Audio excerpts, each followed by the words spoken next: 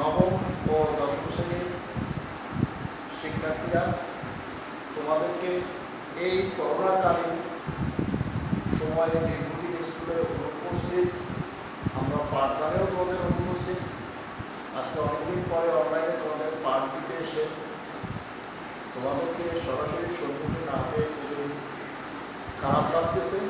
কিন্তু তোমাদেরকে প্রথমেই বলে রাখি, পড়াশোনা করতে হবে, বিকল্প নেই। বেঁচে থাকতে হবে, নিজের উন্নয়ন করাতে হবে, মানুষের উন্নয়ন করাতে হবে, দেশের উন্নয়ন করাতে হবে। পড়াশোনার মধ্যে বিকল্প নেই। অনলাইন ক্লাসগুলো তোমরা রেগুলার দেখবে। শিক্ষার্থী বন্ধুরা, আজকে আমরা শুরু করব মাধ্যমিক রসায়ন নবম ও দশম শ্রেণী। এই নবম ও দশম শ্রেণীর রসায়ন তোমরা আজকে যারা 9-এ পড়ো, যারা 10-এ পড়ো, আসলে তারা 9-এ যারা পড়ো তারা তো ক্লাস কিছুই পাওনি, শুধু একটা বই পেয়েছো। 10-এ যারা পড়ো তারা কিছুটা পেয়েছো। আজকে আমরা এই রসায়ন পড়াতে এসে রাসায়নিক বস্তুর যে বস্তুগুলো, সেই বস্তু বা পদার্থ এর গঠন নিয়ে আলোচনা করব।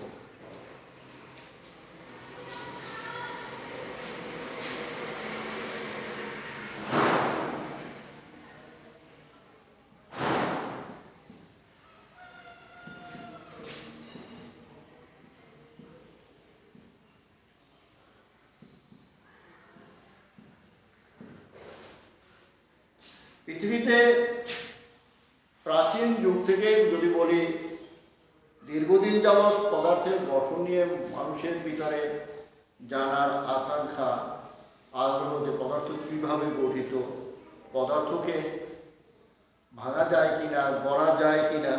কোনো বিজ্ঞানী বলছেন পদার্থ মাটি, পানি, বায়ু, আগুন নিয়ে গঠিত। বিশেষত ভারতীয় কিছু বিজ্ঞানী সেই আজ থেকে 2-3 হাজার বছর পূর্বে ইউরোপীয় কিছু বিজ্ঞানী, সবারই এই ধারণাটা ছিল। এখানে বলছে গ্রিক দার্শনিকেরা, ভারতীয় দার্শনিকরাও এই মনোভাবটা ছিলেন, গ্রিক এবং ভারতীয়। পরবর্তীতে ডেমোক্রিটাস বলছেন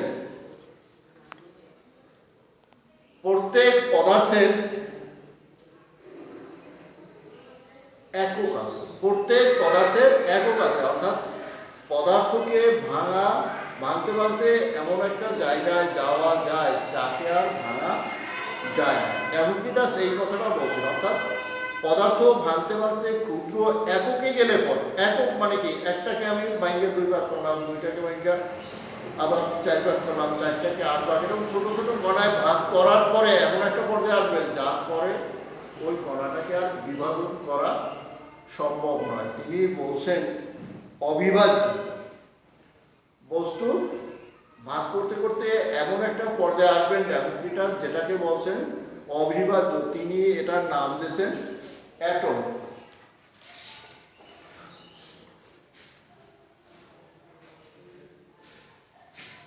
অ্যাটম নাম দিয়েছিলেন ডেমোক্রিটাস। ঠিক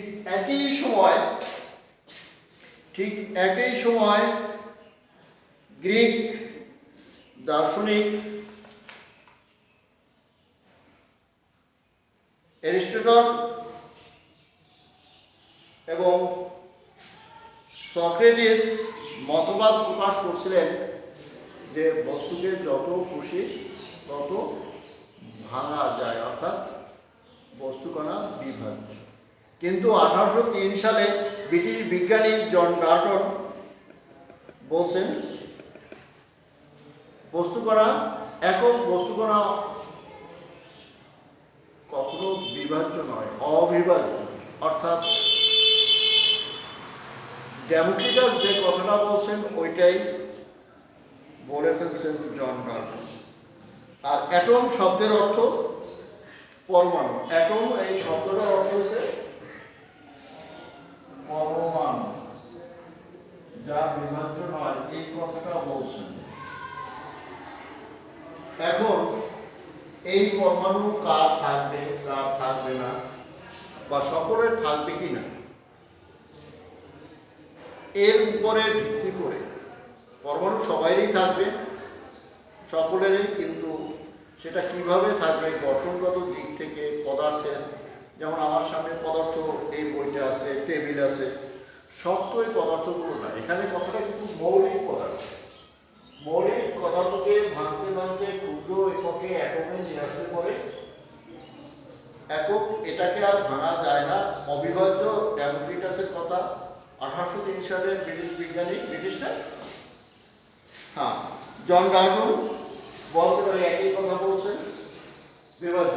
এর পরে এই অনেক মৌলনীয়াও, অনেক মৌলনীয় একটা পদার্থ হতে পারে, আবার একটা মৌলনীয়াও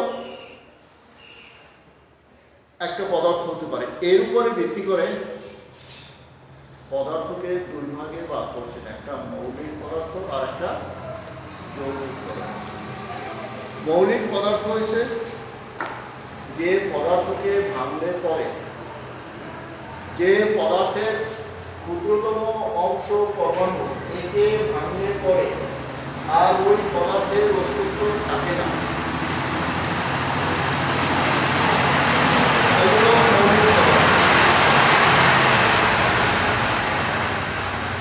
অথবা আমরা যদি বলি কোনো পদার্থকে ভাঙলে পরে একক পরমাণুতে যখন যাব, সেই পদার্থের পরমাণুই পাওয়া যাবে, কিন্তু পরমাণুকে ভাঙলে পর ওই পদার্থের অস্তিত্ব থাকে না, এটা মৌলিক পদার্থ।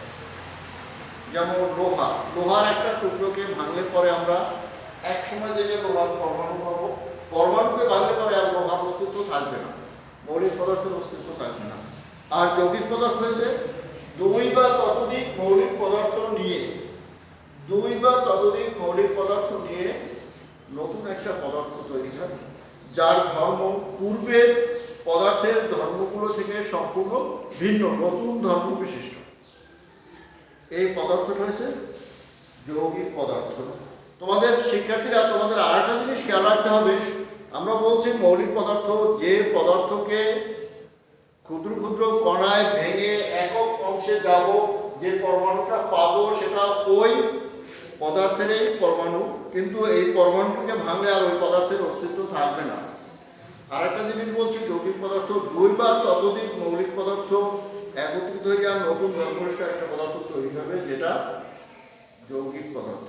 এক্ষেত্রে কিছু কথা থেকে যায়, সেই কথাটা হয়েছে এই, আমরা পানি যদি বলি একটা যৌগিক পদার্থ, আবার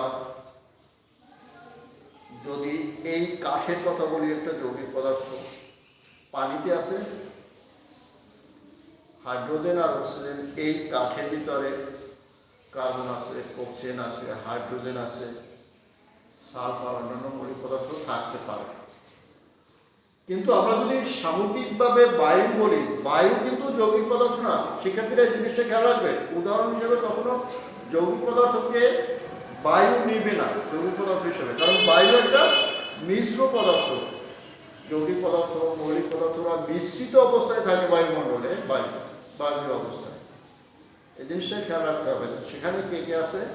নাইট্রোজেন আছে, অক্সিজেন আছে, তারপরে কার্বন মনোক্সাইড আছে, কার্বন ডাইঅক্সাইড আছে, জলীয় বাষ্প আছে, ধূলিকণা আছে, সব কিছু বায়ুমণ্ডলের একটা মিশ্র পদার্থ, যৌগিক পদার্থ না। সেক্ষেত্রে কার্বন ডাইঅক্সাইড যৌগিক পদার্থ, কার্বন মনোক্সাইড যৌগিক পদার্থ, জলীয় বাষ্প যেটা পানি বললাম যৌগিক পদার্থ। শিক্ষার্থী বন্ধুরা, আজকে তোমাদের এই যে জিনিসগুলো পড়াইলাম, এই জিনিসগুলো দেখবে, আমরা সামনের ক্লাসে আলোচনা করবো। কিন্তু আর একটা জিনিস তোমাদের সবচেয়ে খেয়াল রাখতে হবে, করোনাকালীন শিক্ষাকে তোমরা অবহেলা করো না, একটু পড়ার ভিতরে আসো। আর যে জিনিসটা তোমাদের স্মরণ রাখতে হবে, যে জিনিসটা আমি ব্যবহার করলে, পড়লে পর বা মুখ থেকে উচ্চারণ করলে পরে ওইটা ছাড়া আমি আর চলতে পারি না, এরকম একটা অবস্থায় চলে যায়, দেখা আমি ওই না দেখে ওটা থাকতে পারি না, এটা কিন্তু আসক্তি। মাদক আসক্তির মতোই, মদ খেলে যেরকম আসক্তি হয়, এটাও ঠিক সেরকম আসক্তি হয়। তোমরা অনলাইনে গেম খেলবে না, এটা মাদকাসক্তির মতোই। তোমার দেখা যাবে গেম খেলতে খেলতে কতগুলো সাইড এফেক্ট আছে। আমার কথা তোমার যদি বিশ্বাসযোগ্য না হয় অনলাইনে সার্চ দিয়ে দেখতে পারো। দীর্ঘদিন আঙুলগুলো ব্যবহার করলে বোতামের উপরে আঙুল বাঁকা হয়ে যাবে। চোখের দৃষ্টিশক্তির, শুধু দৃষ্টিশক্তি না, তুমি যেদিকে তাকাও চোখ অন্যদিকে তাকালে আর দেখবে না, ওইদিকেই দেখবে। এরকম কিছু সমস্যা হবে, হেডেক, মাথা ব্যথা হবে, আরও অনেক শারীরিক সমস্যা তৈরি হবে তোমার। সুতরাং তোমরা বি কেয়ারফুল, লেখাপড়ায় চলে আসো। এই গেম তোমাকে সুপথে রাখবে না, খারাপ পথে দাবিত করবে। এই বলে আজকের শিক্ষা আমি শেষ করলাম। আসসালামু আলাইকুম।